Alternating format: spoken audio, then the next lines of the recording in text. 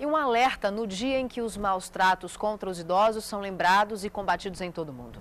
As principais formas de violência contra as pessoas com mais de 60 anos são a psicológica, o abuso financeiro e a negligência. Para falar sobre o assunto, Natália Pereira está aqui com a gente. Natália, para uma população que cresce tão rapidamente é preciso reforçar esse alerta, né? Bom dia, Kátia, é isso mesmo. O número de idosos cresce em ritmo acelerado no Brasil e estima-se que em 2020 eles representem 14,2% da população. Segundo dados do Instituto Brasileiro de Geografia e Estatística, o IBGE, já são mais de 20 milhões de idosos no Brasil, 10,5% da população total. De 1997 a 2007, o grupo etário com 60 anos teve alta de 47,8%, bem acima do crescimento médio da população, que foi de 21,6%. O Estatuto do Idoso foi aprovado em setembro de 2003, estabelece os direitos dos idosos e garante a punição aos que desrespeitarem a lei. Para falar sobre o assunto e sobre o lançamento da campanha nacional de conscientização sobre a violência contra a pessoa idosa, nós convidamos José Luiz Teles, que é presidente do Conselho Nacional dos Direitos da Pessoa Idosa. Bom dia, José Luiz. Bom dia. Vamos começar falando sobre o Estatuto do Idoso. Ele ainda é ignorado no Brasil? Olha, cada vez menos. O Estatuto realmente foi um marco no conjunto da legislação do país para a proteção dos direitos sociais que os idosos conquistaram. Na verdade, é uma grande conquista. A população idosa ainda precisa conhecer mais os seus direitos, porque é só dessa maneira que os seus direitos serão garantidos frente às políticas públicas. Exatamente essa questão da divulgação da lei, né? A Defensoria Pública de São Paulo mostrou que a maioria não conhece a regra que garante, por exemplo, a idosos, né, a passagem gratuita ou com desconto de 50%.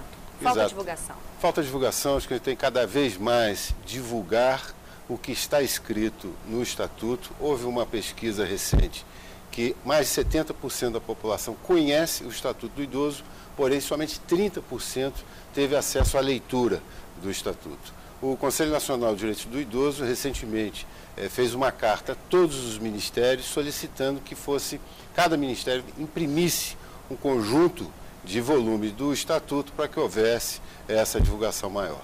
A gente vê todos os dias aqueles casos em que o parente tranca o idoso em casa, pega o cartão, saca o dinheiro e fica utilizando aquele dinheiro. Isso é caracterizado o abuso financeiro, uma das principais formas de violência contra o idoso. Essa é uma das modalidades de violência. Infelizmente isso ocorre e principalmente perpetrado pelo familiar. Outro tipo de violência, a violência doméstica, também é uma das principais causas de queixas em delegacias especializadas, de disque denúncia, onde tem esse disque denúncia nos estados. Quer dizer, são familiares que abusam ou financeiramente, ou abusam psicologicamente, ou até agressão física do seu familiar mais idoso. Em geral, esse familiar idoso que é abusado é do sexo feminino e tem algum grau de dependência.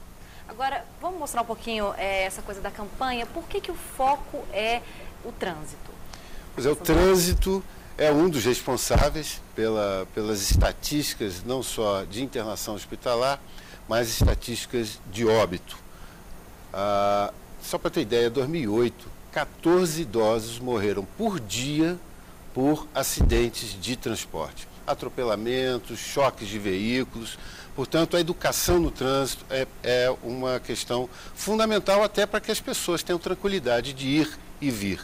Quanto mais a gente fica idoso, mais chance temos de perder entes queridos, amigos, e essa mobilidade urbana é fundamental para manter os laços sociais.